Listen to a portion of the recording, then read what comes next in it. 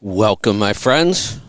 Welcome to my world. I'm your host, Gavin Rutherford. It is Monday, April 25th. We are here live. It is a free-for-all. Phone lines are open. Calls are already starting to come in, so I don't need to tell you about that.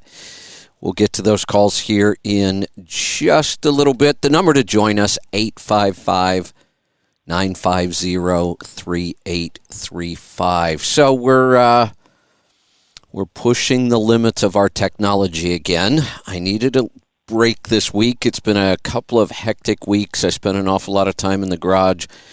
I've turned more wrenches in the last month than I have in the last 5 years probably. But it's all good. I think I've got most of the things taken care of. I may talk about that more later this week. But the coach is running really, really well right now. But I'm just going to take a week, and I'm back on the lake, parked in the woods. I'm going to take some downtime. I will be doing the show every day this week, but I'm pretty deep back into the woods. I'm on the lake, and I'm sitting outside underneath the awnings doing the show. So if our internet gives us some issues today, I've got plan B for the rest of the week. But we'll see if this holds out. It's kind of nice sitting outside doing the show. You might hear some sounds of nature. I might have a squirrel nibbling on my toe. I may have to throw a squirrel on the Barbie later this week. Who knows? But we'll see how it goes. Speaking of business, I like to study business. I like to study the business that I'm in. I like to study businesses that I might want to be in. And we are in the process of building a new business model. You know, for the last 15 years, our business was really built around our show on SiriusXM. And now we're building our own trucking network. We're going to be adding shows. We're looking for new hosts. So there's a lot going on.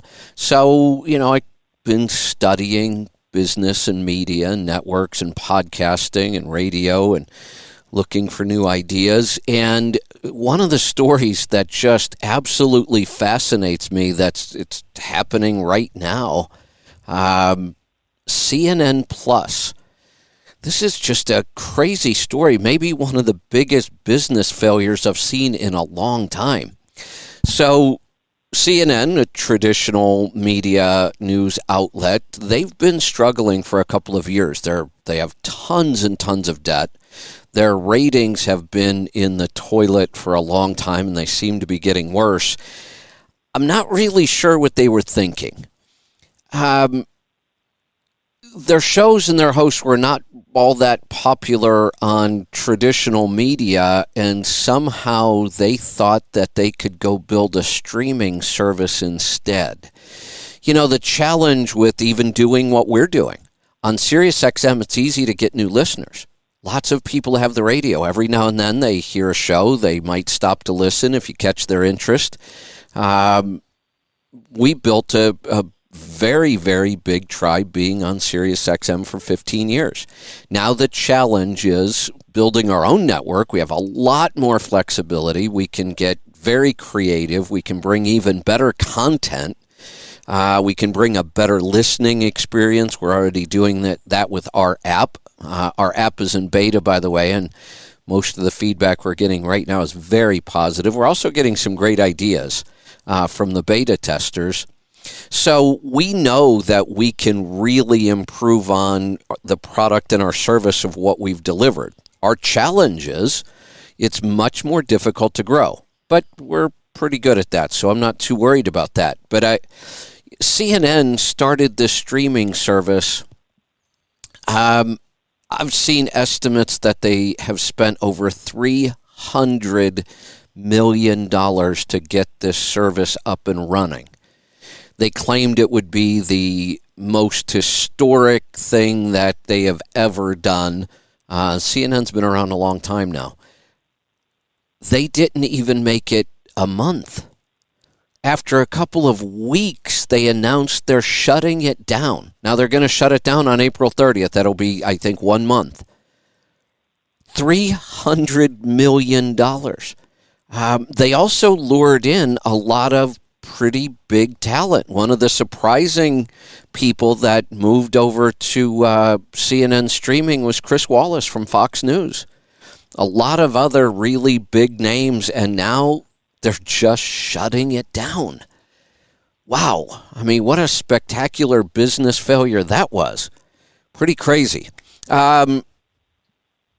Couple other things. Something that I've been experiencing a lot on this trip, something I've talked about in the past, but I think it's going to become much, much more important. It already is. I get a lot of people who still want to be owner-operators. I'd love that. I've been telling people it's not quite the time right now. First time in 30 years I've said, no, don't do it. I don't care how prepared you are. This is not the right time. It's the worst time I could ever think of to go buy equipment and become an owner-operator. But I don't think we're going to have to wait long for more opportunities. I'm thinking within the next 6 months, things will break. There will be some great opportunities. I think there will be a time here soon where it will make sense to get into the business of trucking. Right now, things are just way too crazy. But 6 months is not long. Spend that time getting yourself prepared. Keep writing and rewriting your business plan. Keep reading and listening to good books on business. Listen to podcasts on business. Take my course, Stop Holding the Steering Wheel and Start Driving Your Business. You've used that 6 months wisely. Get your finances in order. Think about maybe selling some things. Now's a good time to sell things, horrible time to buy things. So if you've got some vehicles, things, the price of everything is up. So take the time right now. If you want to be an owner-operator, take the time right now and get prepared. And even though you might not have a truck, here's one of the steps I would be working really hard on. This is going to move up the ladder of importance. It may even become the most important thing for you to do if you want to be an owner-operator. Or if you already are and you haven't done this, I would get on this quick. And what I'm talking about is building a relationship with the shop. And there are still going to be issues. In fact, I would recommend one other thing. If you're not mechanically inclined, I would start learning.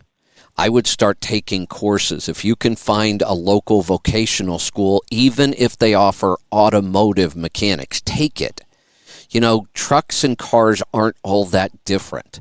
Once you know how to work on something, then it's not that hard to figure out how to work on something else that might be different.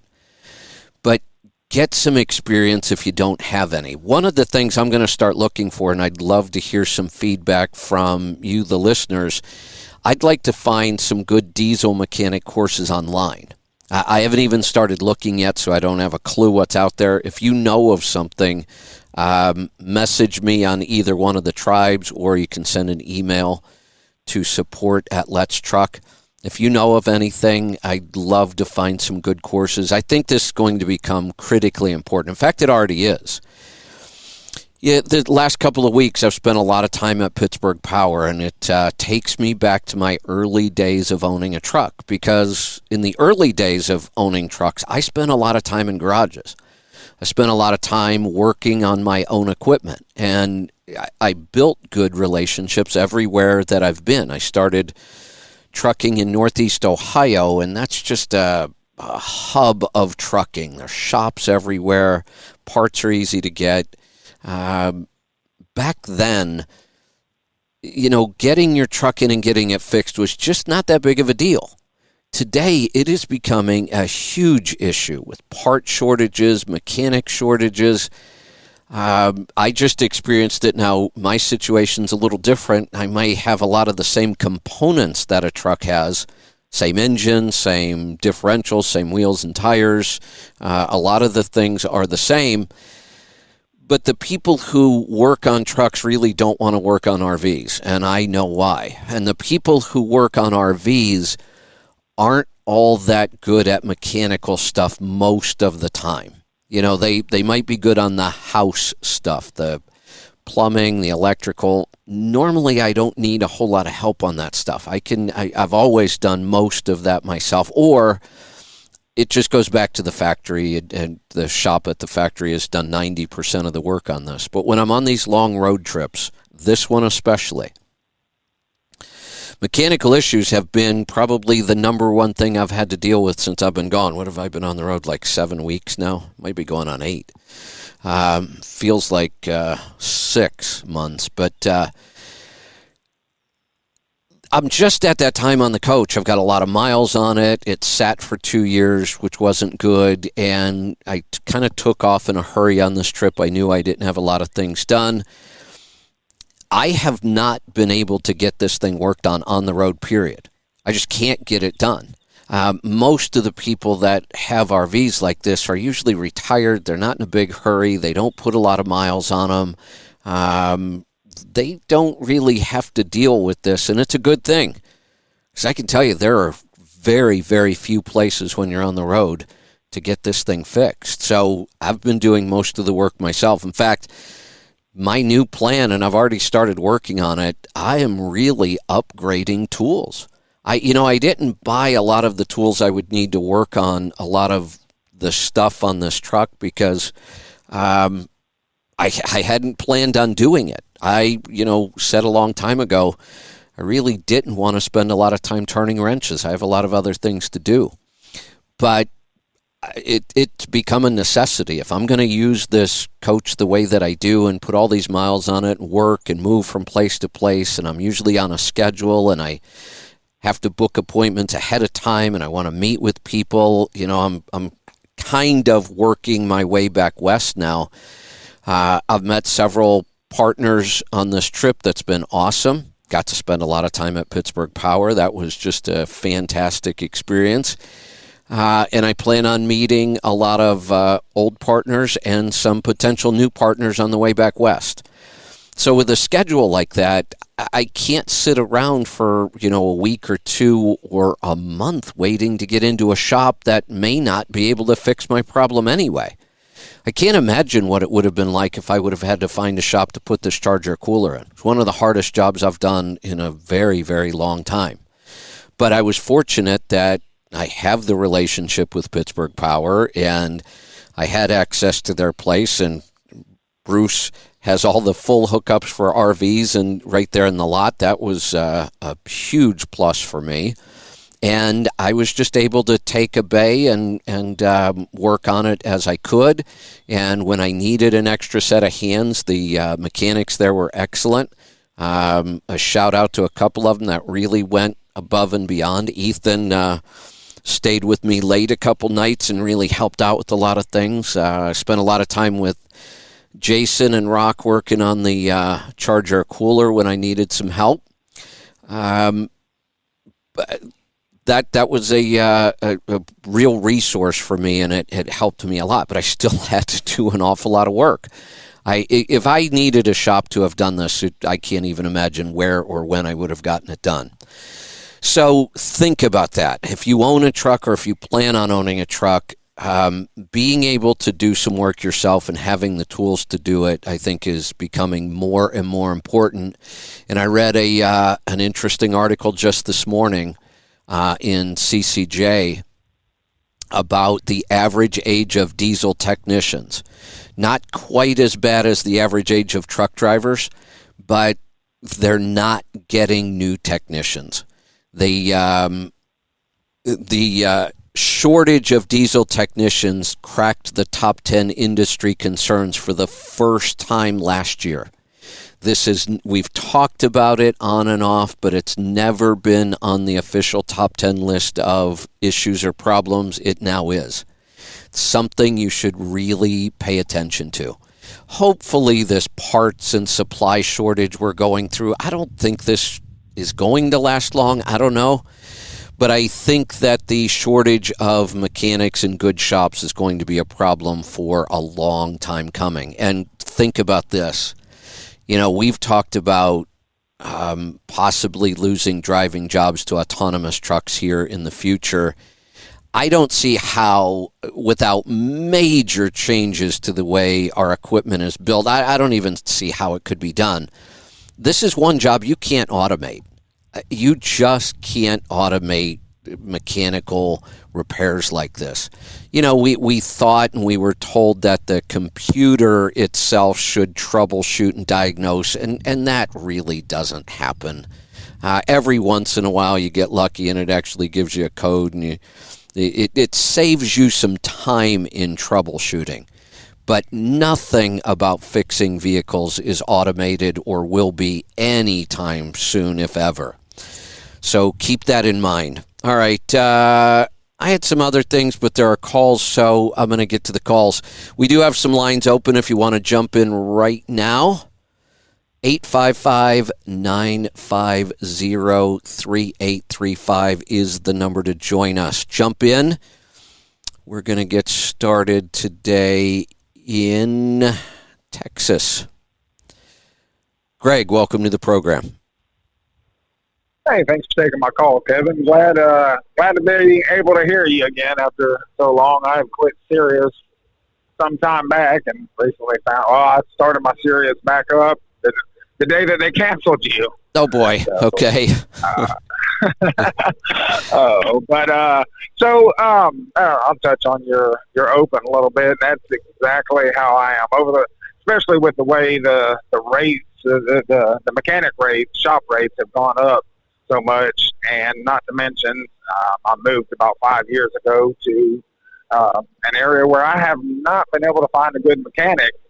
So I've got a lot more tools. I've got air tools. I carry them in my truck, and when I get home, I do my own oil changes and whatever repairs that I'm able to do on my own. Hey, speaking of that, what one of my favorite new tools is? What's that? The new electric impact wrenches. They are pretty awesome. I'm just too cheap. Well, yeah, I would be if I could, but trying to carry air tools with me and all the hose I need, and then I have to depend on the compressor in the truck. And what if you can't start the truck, which this last job I did, once I got so deep into it, it was 2 or 3 days before I could start the truck again. So I started looking at that, and I thought, my God, air tools would be virtually worthless for me on the road. So yep. I'm just going to have to, and you're right, if you get a 3/4 inch impact, the big one, it's electric, they are awesome, but they're not cheap. So I have a 1/2 and a 3/4. Yeah. But boy, I've got that 1/2 inch is a little compact. Man, did that save me a ton of time on this job. I do have a small one. It came in a DeWalt set that I bought, but other than that, that's all. But maybe eventually I can afford to go that route. Main reason I was calling, though, I had a couple of health questions. So I've been on and off keto. I did real well on it for a while, then I fell off and put all my weight back on, and wanting to get back into it. I've got a lot of pains again: back pain, hip pain, shoulder pain. And I actually did try, keto. Now it wasn't the keto, necessarily NDK. I wasn't getting all grass-fed, pastured meats and all.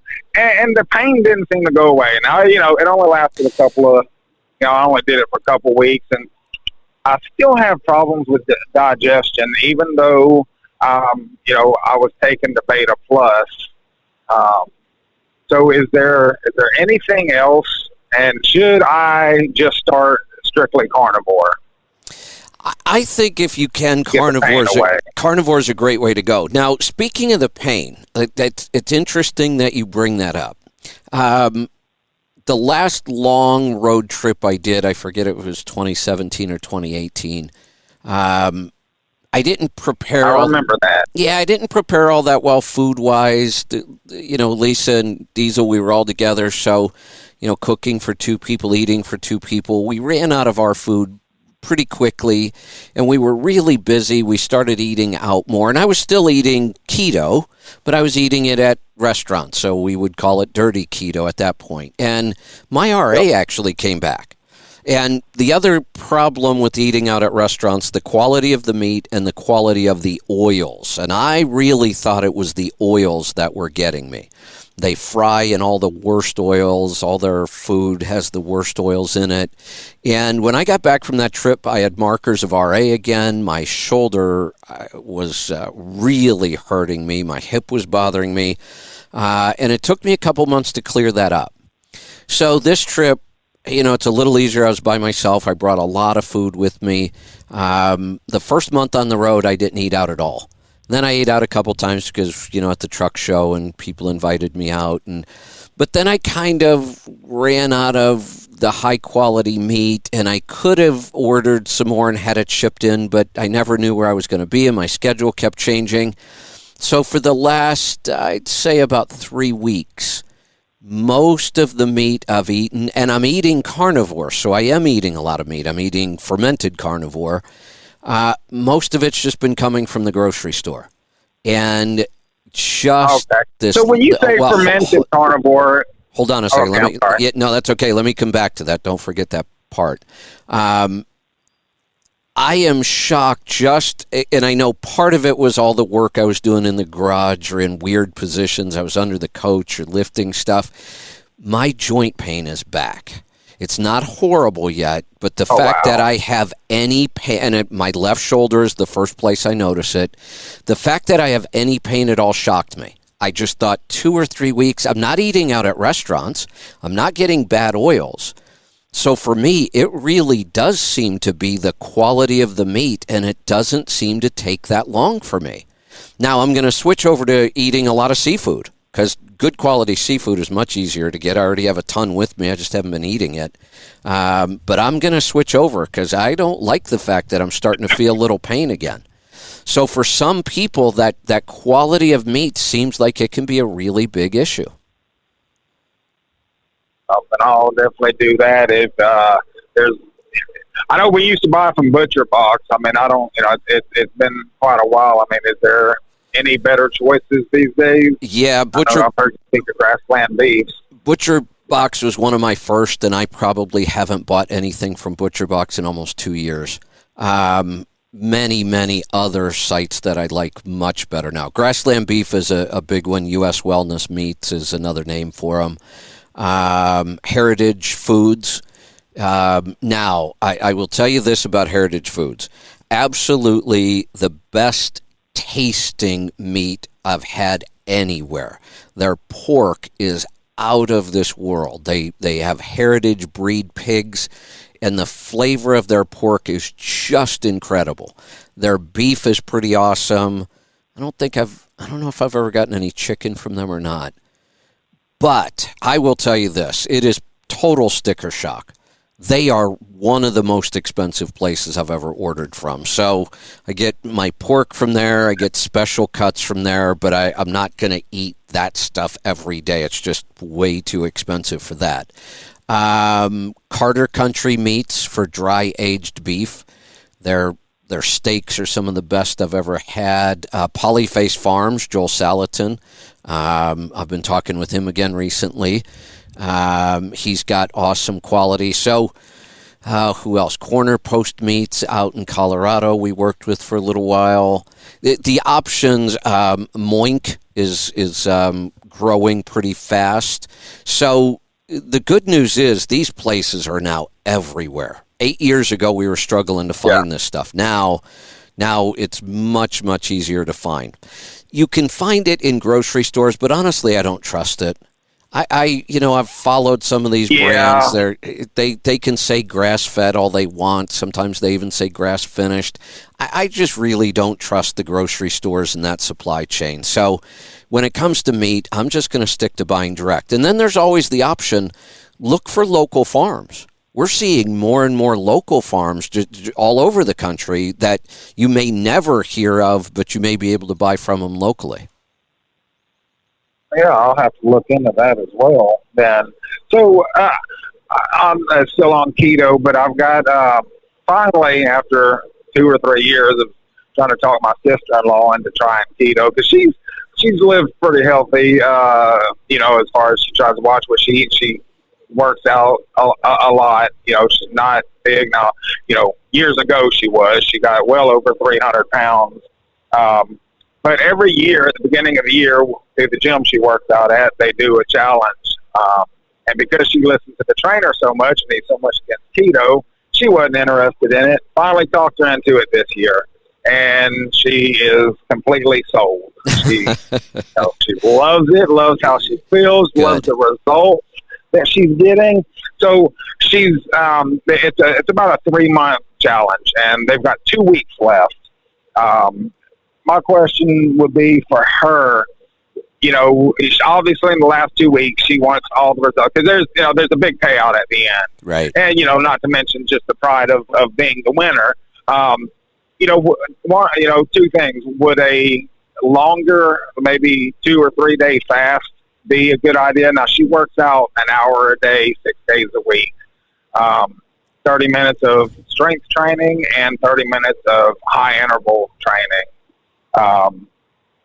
So with that, and also would, going to strictly carnivore help her? And, when you say carnivore, does that include like fish as well? Yes, absolutely. In fact, the best carnivore diet would include lots of seafood and lots of organ meats. So liver, heart, any organ meats you can get, any seafood you can get. The best carnivore diet would include both of those. Those are the most nutritious. Most of the cuts we eat, steaks, chops, roasts, they're not the most nutritious part of the animal. Now, they taste good, and I'm certainly not going to stop eating them. I eat a lot of them.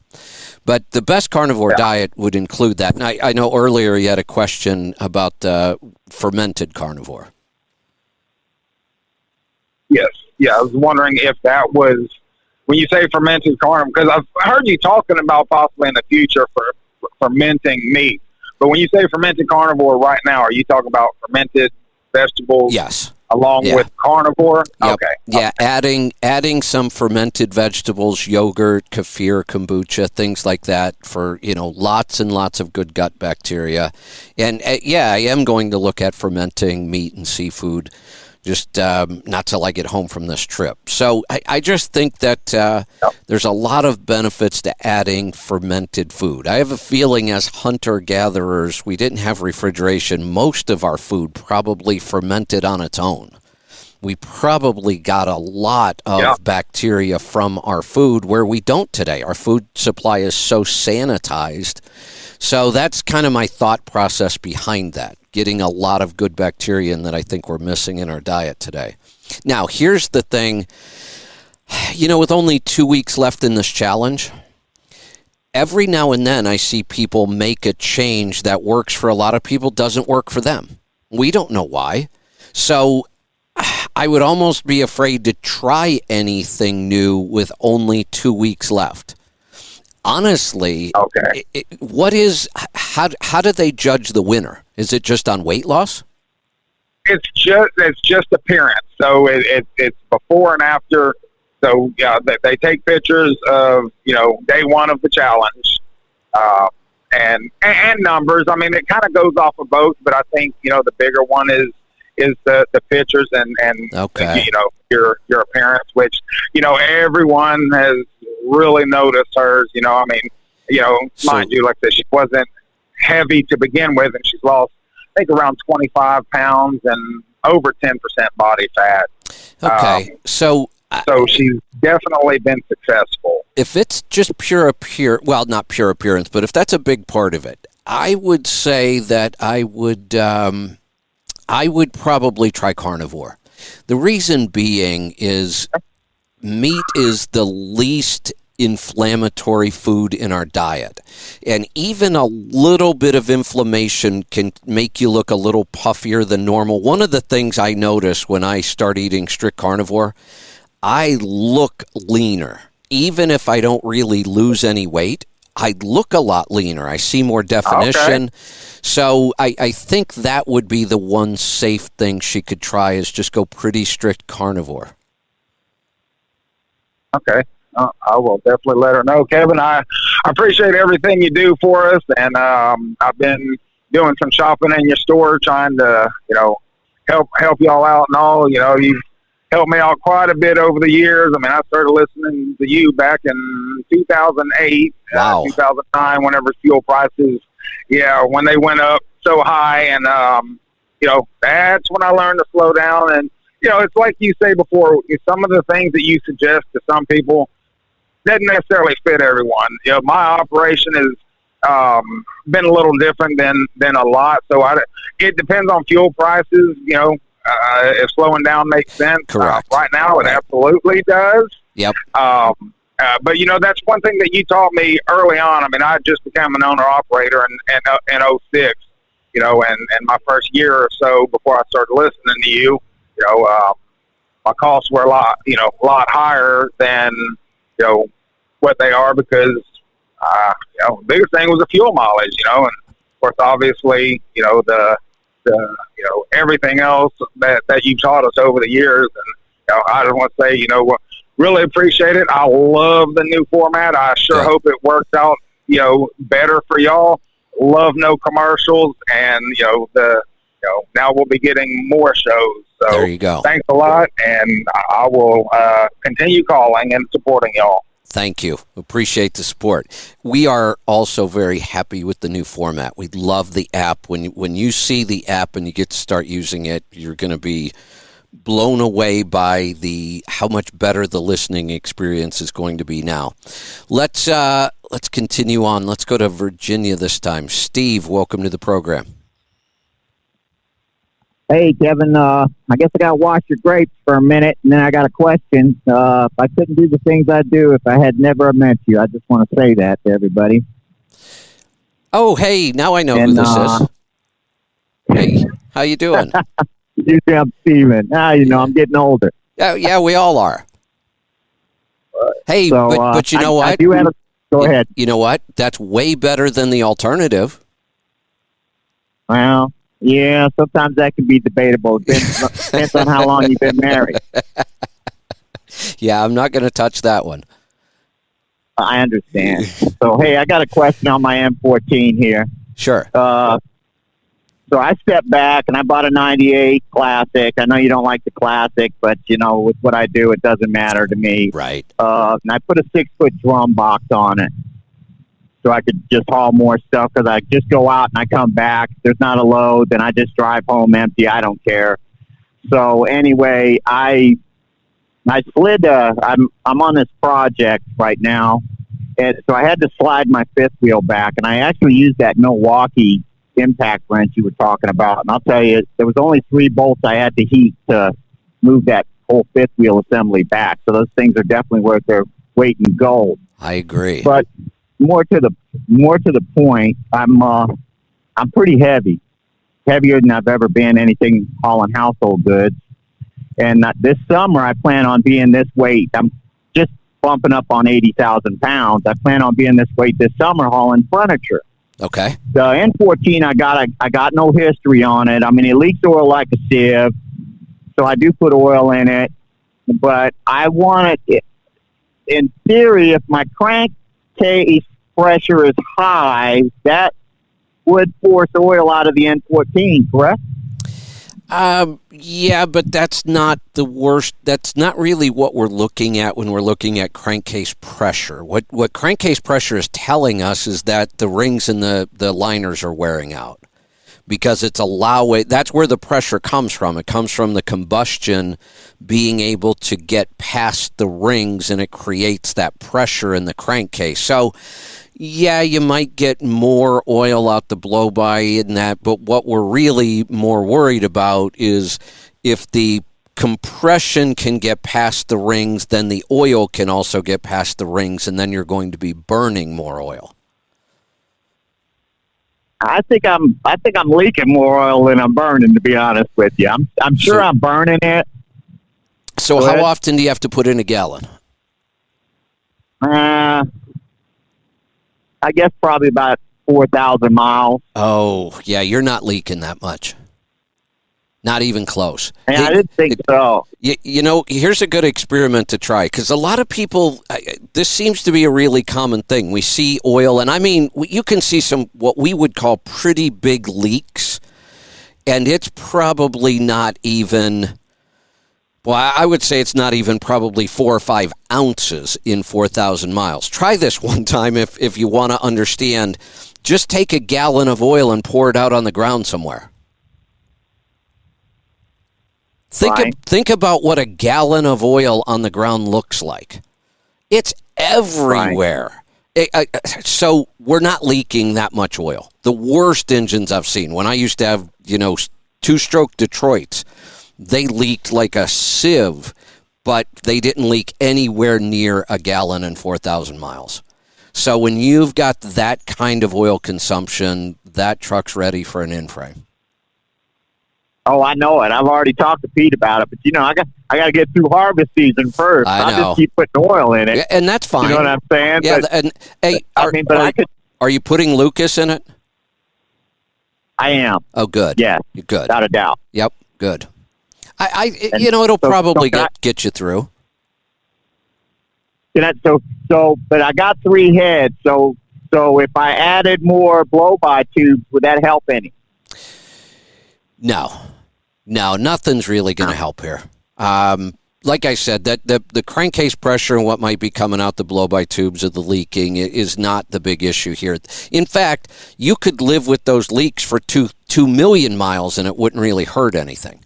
It's the fact that the cylinder kits are worn out and, you're at 4,000 miles, you're almost at the bottom.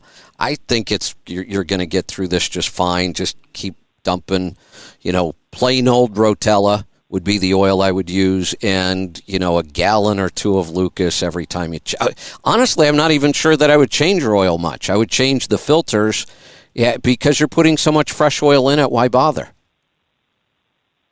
I was thinking that. Yeah, why bother? Glad you pointed that out. Yeah, change the filters and keep putting, I would probably alternate 2 gallons of oil, a gallon of Lucas, 2 gallons of oil, a gallon of Lucas, and change the filters every 15 or 20,000 miles, and I wouldn't do any more oil changes. Okay. Sounds good. I greatly appreciate your time, Kevin. Thanks for all you do. Hey, first off, I'm looking at the picture of your truck in this trailer. This is a pretty awesome deal you're on here. Congratulations. Yeah, I actually cried, to be honest with you. I'll bet. This is exciting. That's a big deal. I'd love to be able to meet up with you somewhere. All right, tell me where you're at. I'll come right now. I'm in Ohio, but let's stay in touch, and I'm going to be working my way west, and if there's a way we could cross paths, I'd love to. All right, that sounds good, brother. All right, take care. You too. All right, over. All right, let's see. We are going to head off to Missouri this time. Andrew, welcome to the program. Hey, Kevin. Thanks for taking my call. What's on your mind today? Well, I recently moved from Northern Illinois down to Western Kentucky. And we get this little newspaper once a week in the mail. And there was an article in there that there's an electric vehicle plant that's coming, or electric vehicle battery plant that's coming to Bowling Green, Kentucky. Okay. Supposed to be a $2 billion plant and employ 2,000 people, but it didn't specifically say, if it's going to be for trucks or cars, but I thought maybe that was going to be a, one step closer, push for these electric cars. Oh, they're coming. They're here. One of the commercials, a lot of times during the day, I just leave the TV on kind of in the background and, scroll through some news channels while I'm working. And, Chevy is pushing their new pickup truck hard. Fully electric pickup truck, 4-wheel steering, 400-mile range, I think. They're going after Tesla's Cybertruck. Every single manufacturer now has an electric vehicle that will be out soon. A couple of the manufacturers have said before 2030 they'll be fully electric. This is going to happen way faster than I think most people thought. Yes, and I saw that Chevy pickup, and actually I thought that it said it was supposed to have close to a 600-mile range on it. Maybe it does. Maybe I'm getting it confused with something up. But 400 miles is a lot of range. I think about it. How many times in a year do you drive more than 400 miles in a shot? Yeah, on a personal vehicle, it's not that common. I mean, unless you're going on vacation, probably never. No, in that new Ford Lightning that they're supposed to, that's coming out. I was reading an article on that where if you lose power in your house, you can plug the truck into your house, and you're not going to be able to run your AC or your heat. But it said, it should be able to power your house for I think 2.5 days.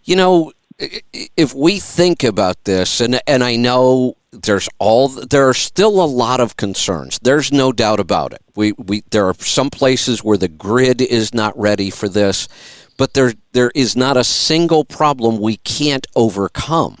And money will overcome it. And people seem to be willing to spend a lot more on electric vehicles.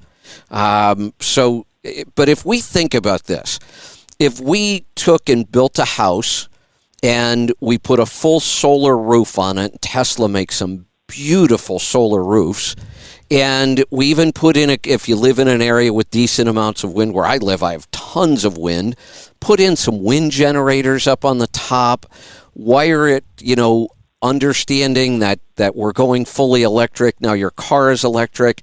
You become your own power station, and it's easy to swap power back and forth. Much easier than trying to swap gas. If my weed eater runs out of gas, but my lawnmower has some, do I really want to try siphoning the gas out of there to get my weed eater to run? Hell no.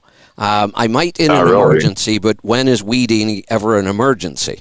But with all these electric tools and electric appliances and electric cars and it's easy to swap. Batteries fit into different things. It's not that big of a deal. You're right. An electric vehicle is going to have big batteries. You could run just about everything in your house for quite some time, other than maybe heating and air conditioning. The future looks pretty exciting once we solve some of these problems, and we're already heading that way. So we'll just continue to solve these problems as we go. Yeah, it's going to be the wave of the future. And think about this. As long as they get the infrastructure, we'll be just fine. I just wonder this. Why, when you look at all the pickups on the market today, do any of them have that pass-through bed kind of idea? I don't think so. None that I'm aware of. And I wonder why. Is it something structural because the driveline has to run through there? But now you look at these pickup trucks that are coming out. The Cybertruck was like this, the Silverado. You fold down the front of the bed and you extend right into the cab. The Rivian truck had all kinds of strange compartments that you never see on a pickup truck today. And I have to believe that once you get rid of that engine and that drivetrain and the whole platform of the vehicle is just battery, you can build all kinds of crazy stuff on that now. So much more flexibility. Yeah, and then you got a lot more cargo space also. Exactly. Carry stuff. Yeah. And talk about torque. These things are just loaded with torque. And, I know Honda played around. One of their vehicles had four-wheel steering for a couple of years. I forget. It was a while back. But for some reason, the four-wheel steering never caught on. Well, why did Silverado put it in this pickup truck? It must be much easier to do now. Yeah. Well, I think they had that back in the early 2000s also. There was a select few pickups that had four-wheel steering. Yeah, it didn't last. There must have been some issues and problems, and, drive lines were different. You got differentials, and there's a lot of other things going on. But I have to believe if they put it into the Silverado that it must be a lot easier and it must function better. And, you look at the ability now, technically we could build vehicles with 4 electric motors at each wheel position, and the amount of control you can have over an electric motor is just incredible. Absolutely. And if I'm not mistaken, that Chevy pickup also said that it was supposed to have like a 12,000 pound rating towing capacity. I'm sure. Now, I'm also sure that if you pull 12,000 pounds, your range is going to be significantly reduced, but that's no different than a diesel or a gas. I mean, your fuel mileage goes to hell when you pull, what they're capable of pulling. The only difference is there are gas stations on every corner. At some point, we'll have better charging stations and better charging technology. So we're nowhere near being there yet, but I think it's going to come way faster than everybody thought. Yeah, I guess I kind of hope it does. It's coming. We're not going to stop it. I wish we could take the politics out of it. I don't know why the whole electric vehicle thing became so political that, it's a far left idea to save the planet and all that crap. First off, I have no idea whether electric vehicles are any better for the planet than internal combustion. They're different. Yes, the vehicle itself puts out no emissions. Well, that to me does seem like a huge improvement. We have, hundreds of millions of vehicles on the road all spewing out pollution. Well, I'd rather not breathe that stuff if I don't have to, even if we have to have a whole bunch of coal-fired power plants. Well, at least we put the pollution in one place. It's better than having it everywhere. Yep. So as far as air pollution, clearly electric vehicles are going to be a huge improvement. Now, mining for all of these, exotic metals that the batteries require right now, I get it. That's not very good for the planet. I understand that. We have to figure out how we're going to dispose of all these dangerous batteries. That's probably not good for the planet. I get that. So I don't know which one's overall better, but I also know that we've had 100+ years to improve internal combustion engines, and how much more can we do? And electric hasn't been around that long, and look at how impressive it is already.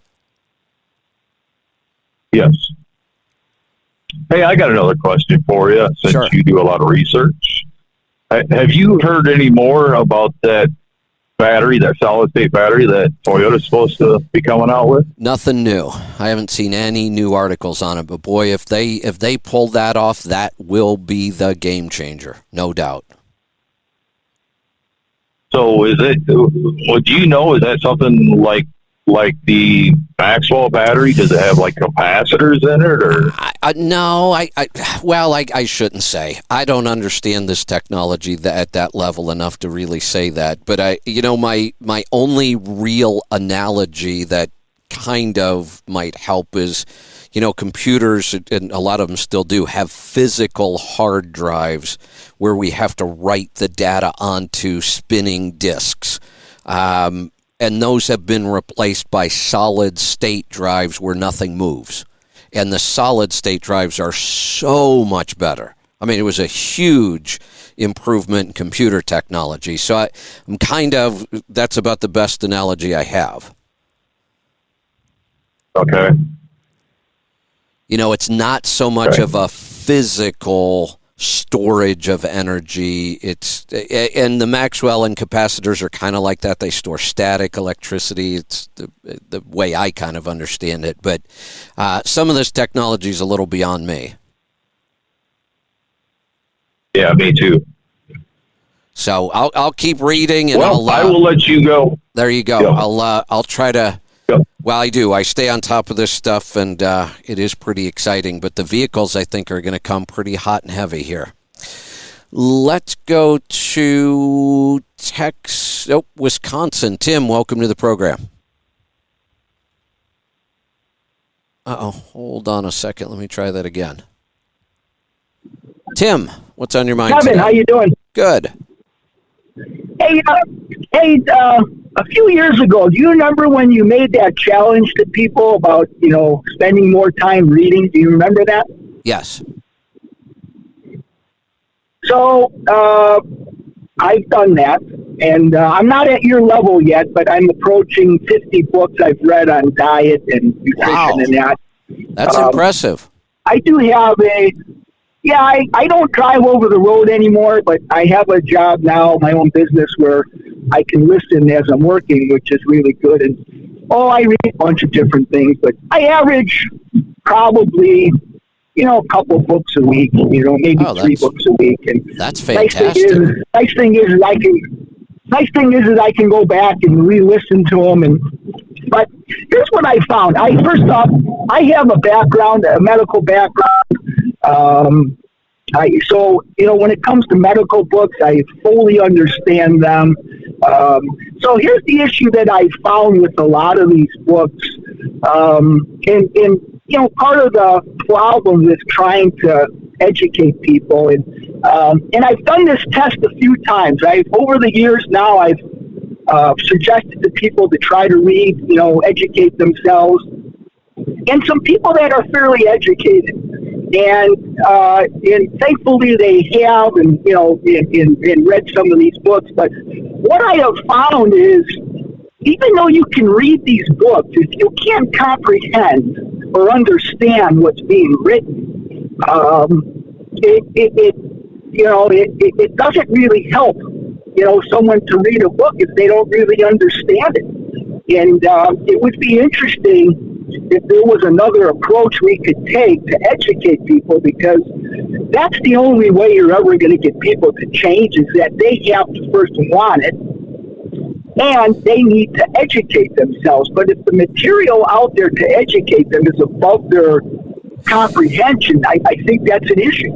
I don't disagree with you. I've read some of these books and I've had a hard time comprehending some of the stuff, but you've got a medical background. Let me run something by you and tell me what you think of this theory.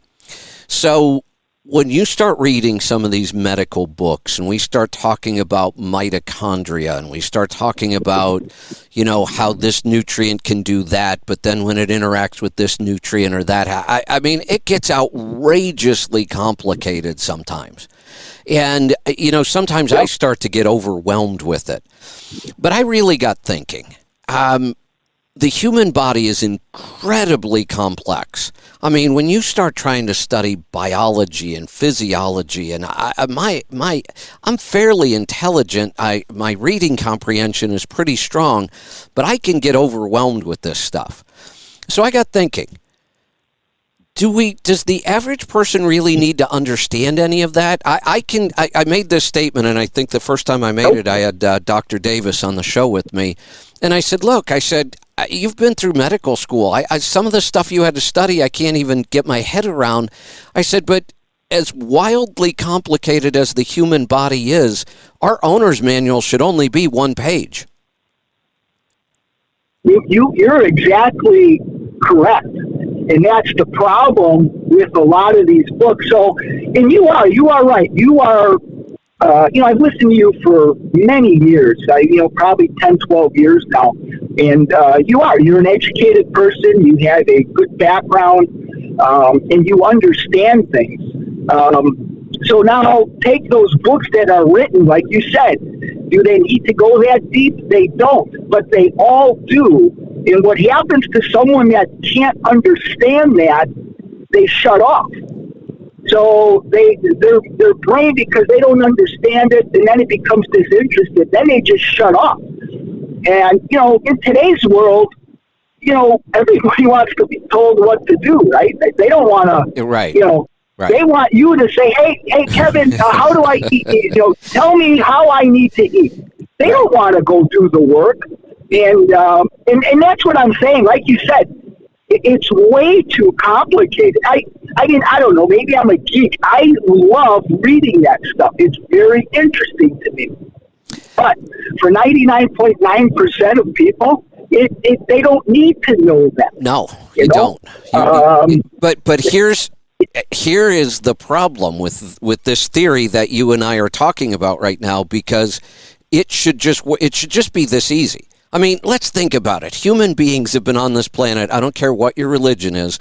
We've been on this planet a very, very long time. There was a time when we were way, way healthier than we are today. We didn't have all these diseases. We didn't have 32 new drugs hitting the market every week. None of this stuff existed. People lived healthy. They had all their teeth. They didn't get cancer hardly ever. They didn't know any of this stuff. They didn't know that we had organs inside of our body. I mean, they knew nothing, and yet they were healthy. That's how simple this should be. Our world has gotten so screwed up that that's not the case anymore. And here's the problem. In order for somebody like me or you or anybody else to educate people on saying, hey, look, there's books out there. It's really complicated. You don't need to know all that stuff. All you need to do is this. That's simple. The problem is they have to trust you, because there's 82 other people saying something completely different. Right, and therein lies the problem. So how do you get someone to trust you? They don't. They will trust someone that's got the word MD, the initials MD, that tells you to, eat grains and everything else. Don't trust that person. Right. But if you've read over a couple hundred books, you could write your own book just based on the books you've read, and they will not believe you, although you have much more credentials because you're a functional nutritionist. But for the average guy, I've always said this, just because you're a doctor, the only thing that means is that you went and passed classes and got a degree. Well, I am certain there are people in the of way intelligence and understanding because they read and they educate themselves and they don't have any degree. Well, the one thing you said that I may disagree with, I don't think that most people trust me because I read the books or because I have some credentials as a nutritionist, or I don't think that's why they trust me. I think they trust me because I've been doing this for a long time, whether it was on taxes or financial planning or fuel mileage or now health or whatever, and we get results. And we just stick to it. I just keep saying the same stuff over and over and over, and eventually people try it, and then they call in and say, hey, you know what, it works. But look at how long that takes. You're right. Right. No, you're right. And I'm not taking that away. I didn't mean it the way that sounded. But the credentials help you no to do that. And along with your history, I mean, basically everything you say, I mean, most people that follow you would agree with a lot of things that you say, especially in health. And that's just, because like you said, you've been doing it and and it's proven. But, that's the interesting thing is how do you get more people to just educate themselves or to believe in, I just say, look at the population. I mean, there's your answer. Just look at people. That's all you have to do. So whatever. Yeah, go ahead. Thinking another funny thing because, there's people that believe that man's only been on the planet for 3,500 years. So that's a whole nother interesting thing when it comes to, with evolution. But in our generation, you and I are the same age. Our generation and our kids' generation has gone through the worst time in nutrition ever. The worst by far. And what's scary is each subsequent generation now, it's getting worse if we don't figure out a way to turn this around. And I'm not sure there is a way to turn it around. Big pharma, big agriculture, big government, big food, they've got so much power. They control the media because they spend gazillions of dollars on advertising. What did I just read this morning? One of the more traditionally trained scientists, he works at two universities, he just did a deep dive into the vaccine and the injuries that it caused and the deaths that it caused. Now, this is not one of the, typical blogger kind of, people might scream anti-vaxxer kind of thing. This guy in the beginning of COVID was 100% on board with everything they were saying, the vaccine, the whole shot. He finally decided to go do the research, and he was shocked at what he found. Nobody will publish his papers. Nobody. Right. Yeah. Yeah. In a lot of the books that you and I have read, the human body is capable of evolving, and eventually they say that we will be able to eat that diet. But, they're talking, how many generations? 100,000 years? Right. But look at all the death and suffering. Look at all the suffering that people are going to have to go through to get to that point. And it's just a sad thing. You know what I just watched over the weekend that absolutely shocked me? Have you ever seen the show My 600-Pound Life? Yeah. So yeah. I was watching it this weekend, and I've watched it before in the past. Every now and then I'll tune in because I'm just fascinated by that whole thing, and there's so many things wrong with the whole process. But the funny thing was I watched like 3 episodes back to back. 2 of the episodes, the people were over 700 pounds. They're going to have to change the name of the show here pretty soon because people are now hitting 700 pounds. One of them was a former truck driver. At 450 pounds, he was still driving a truck until he tried to climb up in the truck one day and his legs collapsed and he fell back out of it. And he ended up being over 700 pounds. Now, there was another lesson I thought in there. When they go in to qualify for the surgery, the first thing the doctor always tells them is you're not ready. You need to prove to me that you're a good candidate, so you have to lose 100 pounds in the next 60 days. And they do it. Well, why the hell don't they just keep doing what they're doing? If you can lose 100 pounds in 2 months, why don't you just keep doing that? Why do we go in and cut them open and start taking out organs? Because you can't make money doing that. Good point. I mean, I don't understand that. They're actually giving them pretty good nutritional advice now. They want them to go high protein, low carb. High protein, low carb works. So does high fat, low carb. They work. And they prove it works. Yeah. These people lose weight. Well, just keep doing that then. You know what, Kevin, what drives me crazy? That in today's world, everybody's entitled to their opinion. Back in the day, opinion used to be, the best rock band in the 70s was Led Zeppelin. That's opinion, right? Right. Now, today, people are basing their opinion. They're making medical statements on opinion, and they're denying all the facts. How do you deny the facts? I know. The science. I know. Well, I don't agree with that, and I'm entitled to my opinion. Well, you're entitled to your opinion, but you're not entitled, to your own facts. I agree. It's the craziest thing. I believe that crazy. I believe that Heart's version of Stairway to Heaven is the best ever. Yeah. No, I mean, you and I are same age, and but it's funny. Hey, one last thing, I'm going to tell you something about the electric cars. You're going to laugh when I tell you this. So, I love the technology. I think it's cool.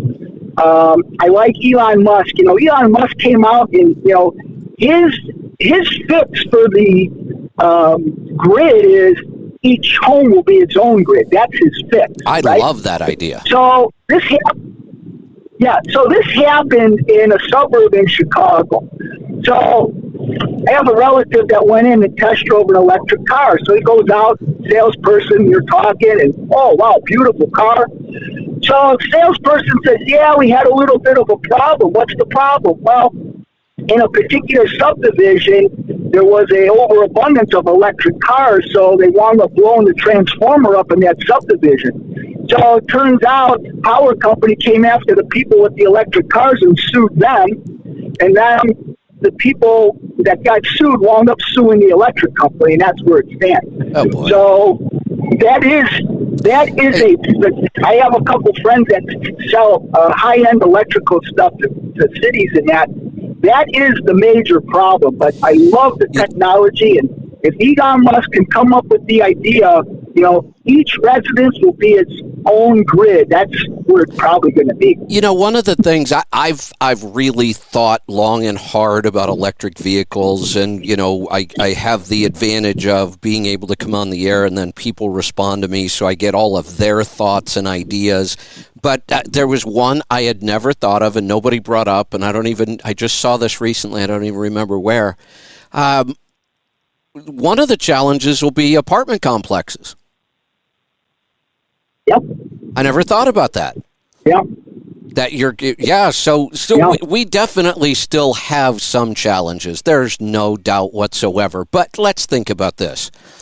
When the first what the hell did they call horseless carriage, right? That's what they called the first car with an engine or whatever it might have been.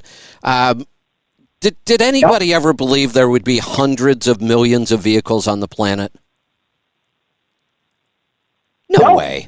No way. Nobody would have ever been able to even imagine something like that.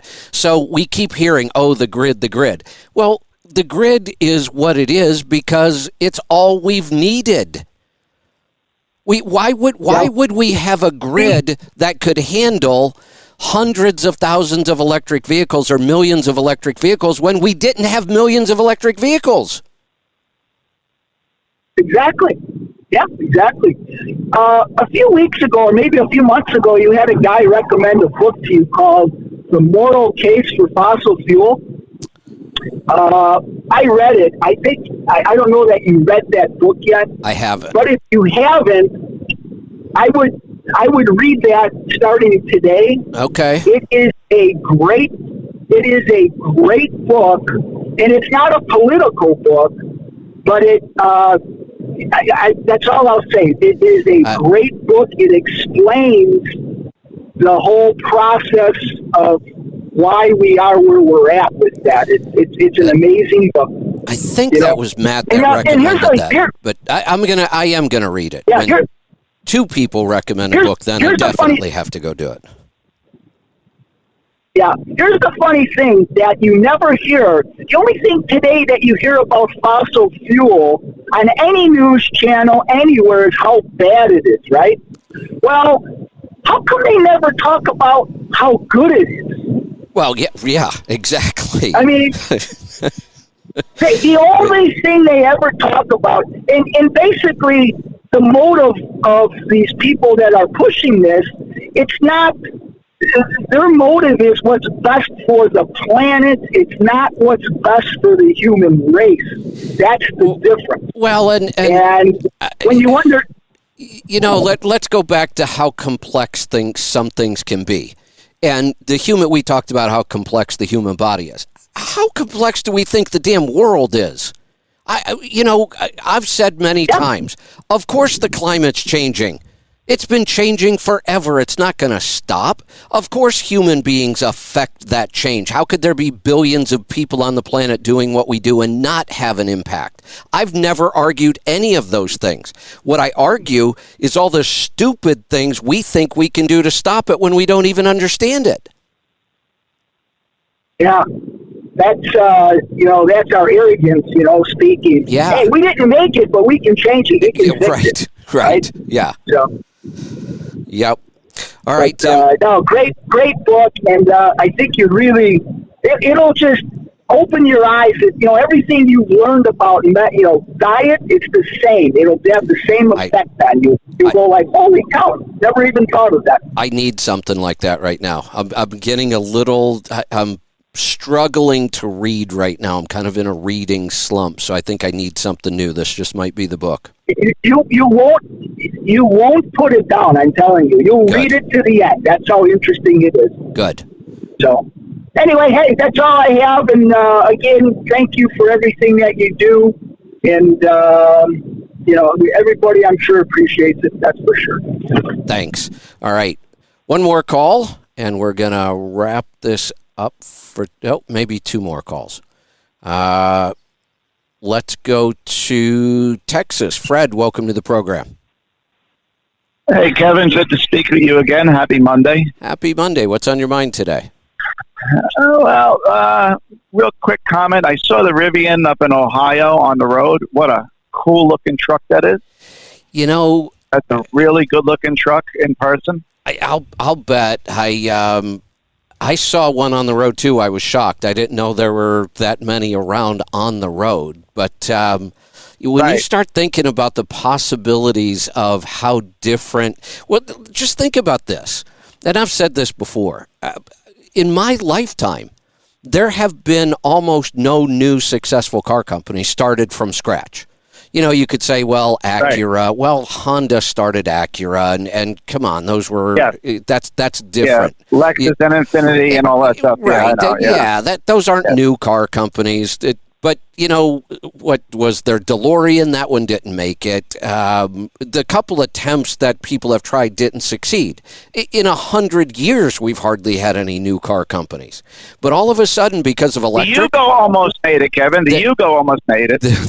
Almost. You're right. Almost.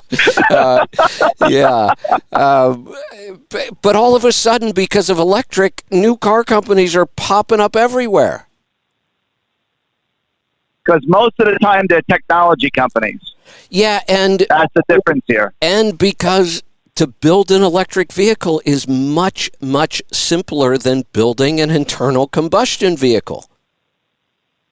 Right. And the thing is, they're making them look like because people are accustomed to the mainstream. So a pickup's looking like a pickup, a car's looking like a car. Eventually, we're going to deviate from those models, I think. I think so, too. I think you'll start to see some pretty crazy stuff. Right. Reason I'm calling is I listened to an economist, and I've listened to this woman. She's older. I don't know how old, but she's probably around.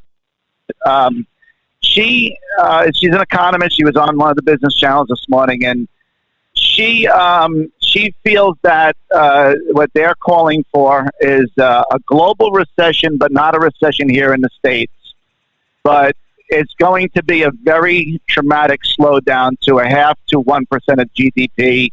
If anyone's trying to kind of comprehend this, last year we grew at 6% GDP. Wow! So it's going to be a tremendous slowdown. She also mentioned in her analysis that they're looking at the trucking sector because a lot of the supply chain, a lot of the inventory has been fulfilled and have a surplus now, and that the supply chain is going to be fine, and that the enhanced wages that they had to dole out over the last couple of years are really going to come back to bite the companies, because with the slowdown and cost of products are going to have to come down, it's really going to damage our industry. And you've been saying this. I mean, and this is just, and this woman, her name is Nancy Pangler. She works for Counterpoint Macro or something like that, or Centerpoint Macro. She's an economist that's been pretty spot on. Yeah. She's been spot on a lot. I read her stuff, not every day, I don't even know if she has anything every day, but I read her stuff, and every time she's on, I try to pay attention to what she says, and she has her and her team, I guess, has a finger on the pulse. Yeah, it sounds like it, and she does write good stuff. Here's what I wonder: if you go from 6% growth to 0.5%, are we just splitting hairs to say that's not a recession? Well, I mean, she just thinks that some of the fundamentals are still okay as far as the economy, but it's going to be a tremendous slowdown, and it's going to it's going to be painful. And here's the other thing we've always kind of known, and I know these things can change over time, but trucking's a leading economic indicator. If trucking gets hit hard, then the economy gets hit hard. Right.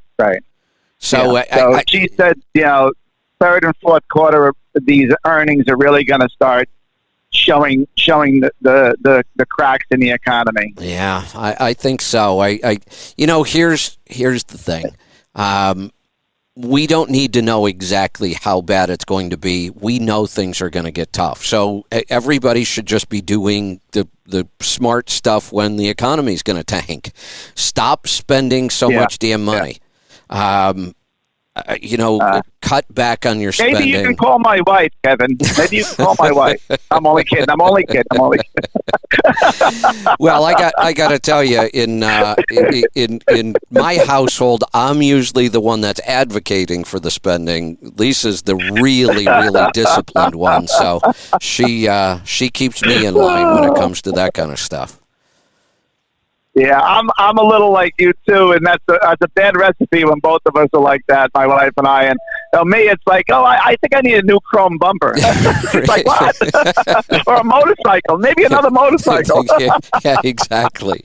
Yeah, we'll be fine. I can always go make more. That's always my approach. Yeah, exactly. That's how I feel too.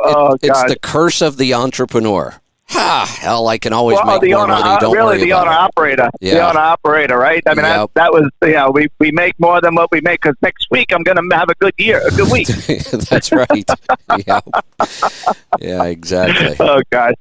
But, so anyway, I do agree with you being, that I don't know if we can change this. I think we just got to change the people that will listen as far as health goes and diet and stuff like that. And hopefully it'll take root and your circle can can manifest itself with other circles. And that's pretty much where we're at as far as health and diet go, I think.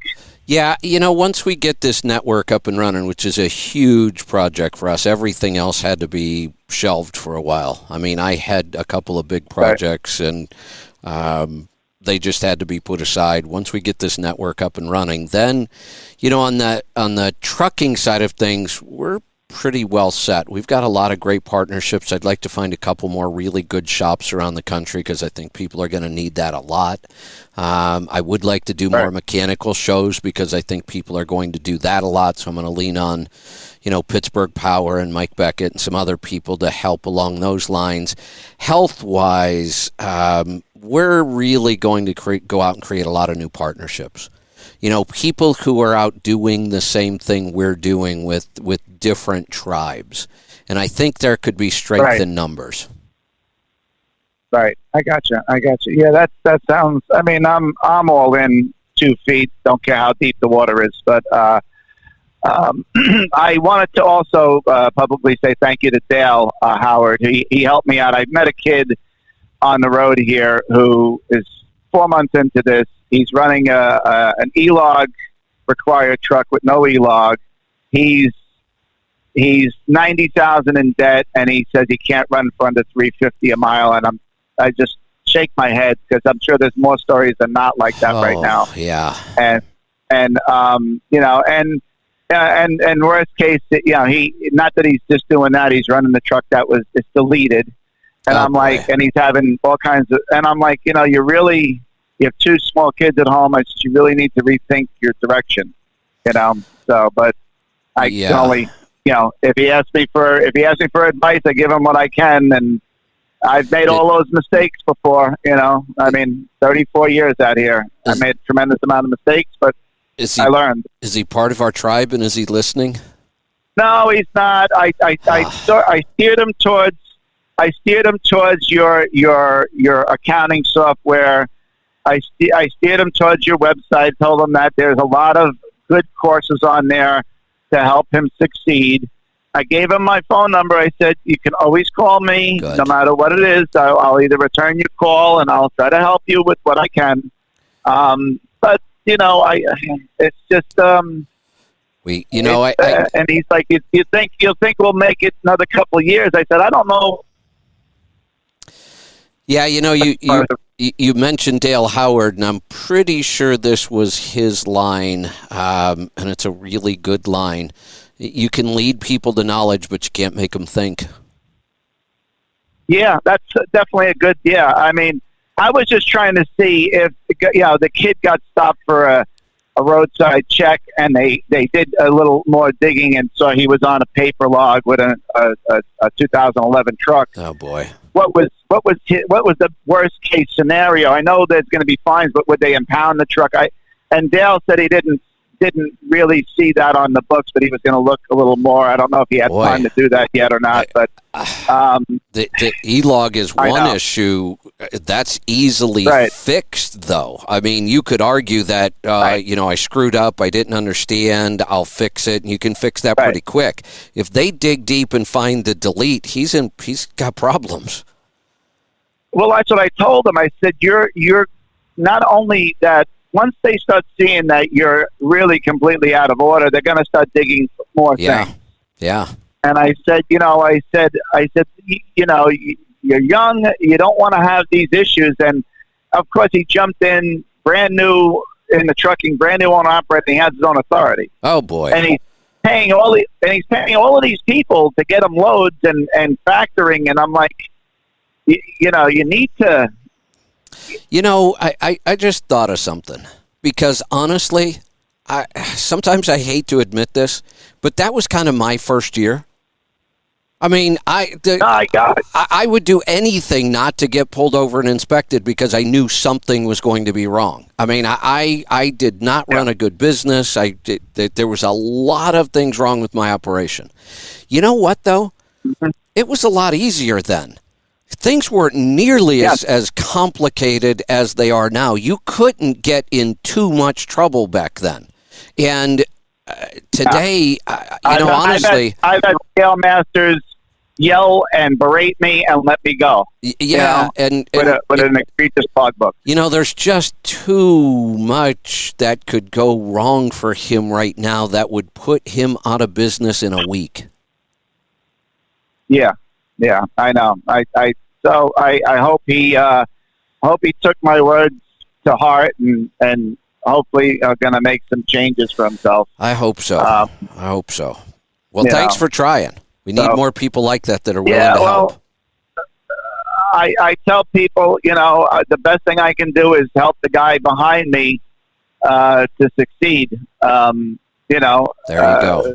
And that's all I can do.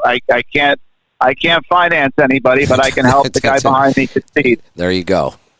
Good stuff. But anyway, thanks for everything. Everyone have a great, safe Monday, and I'll be hearing you on the radio, on the streaming site. There you go. All right, talk to you soon. All right, this will be maybe. We're going to go to Seattle this time. Jeff, welcome to the program. Hey, Kevin. Thanks for taking my call. What's on your mind today? Well, you need to start a new show, too. They're kind of like 600-pound life, no surgery, Yeah, there you go. Yeah. But no, I got a question for you on nuts, okay? Something that I really want to talk to you about on the radio. But here I bought a big bag of pistachios at Costco a couple weeks back, and I made them last a week or a couple weeks. I could eat a bag in a day if I let myself. I know, me too. But I was like, I wasn't having to run to the bathroom, but I had loose stools. Okay.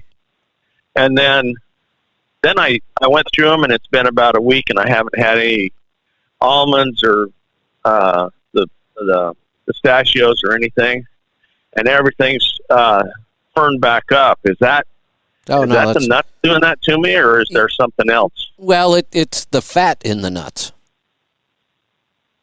Okay. More than likely. I mean, you could have a weird reaction to any kind of food, but more than likely when I hear somebody that's eating, and nuts are a pretty high-fat food. That's why we like them on keto.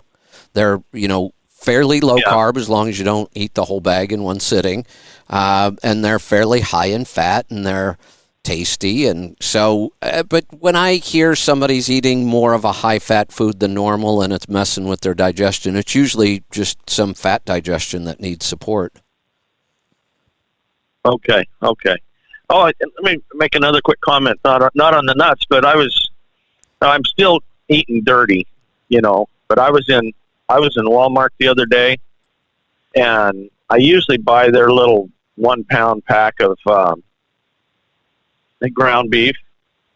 And so I looked over at their grass fed, and it was only like a few cents. The grass fed was only a few cents more than what it was for the regular ground beef. So I bought it, and I was actually, okay, is it grass finished? I read on the back of the package, it's grass finished. And then I went to their website, and it's a ranch out of Utah that's producing that. Anyway, Okay. That's what they're claiming anyways. So I was kind of surprised at that. And I overcooked it because it's, It was 80-20, but it seemed like it cooked a little It does. a little quicker than what does. I'm not sure why that is either. And that seems to be wild game is like that. And we always thought, well, it's because it's really lean. And that's part of it. But you're right. Even if you do, I've done a 70-30. And if it's, grass-fed and finished, you cook it differently. Yeah.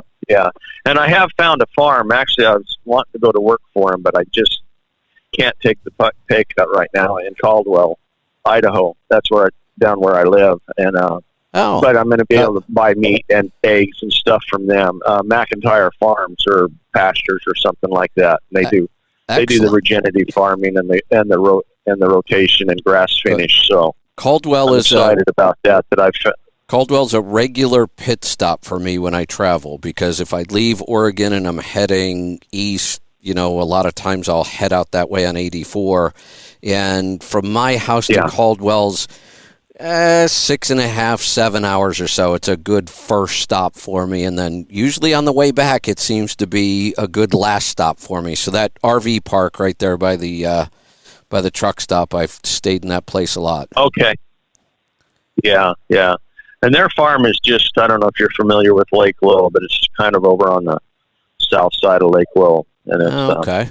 Anyways, it was kind of surprising. It was neat to be able to find them and whatnot. And they were talking to me about coming to work for them and doing, driving and doing a lot of other stuff. But just right now, the timing's not good. Yeah. Hopefully next year, maybe. Maybe so. I can go out there because I'd like to end my career doing that. I'm 62 now, but it's sitting in the Seattle traffic is really making me aggravated. But, yeah. Anyways, Yes. and also I was really pissed when they canceled your show.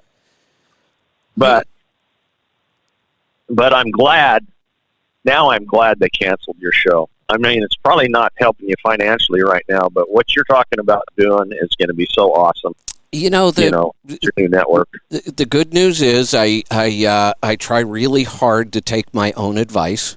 So financially, we've had several really good years, and I have to thank our tribe for that. They've been loyal. They've supported us. It's been awesome. But we've also tried to be really good stewards of that money, and we put ourselves in a position financially where we can go out and do all this now. And we're excited about it, too. Yeah. Yeah. Yeah, I'm really looking forward to it, and if it's $10-$20 a month to subscribe, I'm going to be subscribing. Well, good. We appreciate it. So, okay.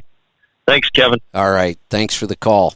All right. Let's see.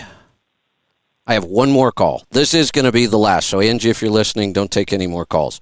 We're going to head off to California. Keith, welcome to the program. Good morning. What's on your mind today? Well, I sent you an oil sample, and I'm glad I lost my phone the other day, or it broke, and I lost track of you guys, and I just got you hooked back up. So I was going to see if you could look at the oil sample. I sent it to Yeah, I've got it here. Sample. Let's see. We're missing a lot of information. What engine and what year? Right. It's an 18 MX-13. The truck has 550,000 miles on it now. The motor has about 150.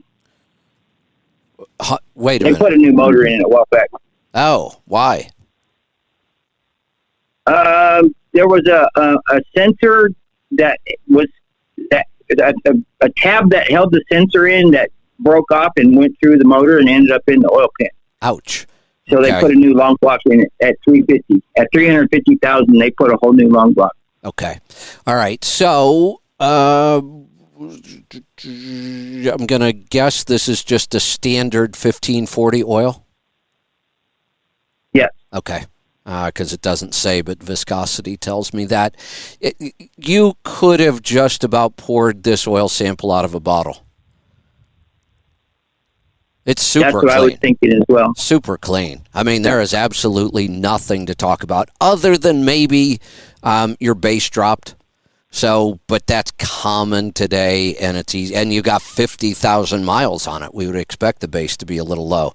You can either throw some Lube-Refiner filters with base, or you can use the Hot Shot Secret. But this oil looks like new.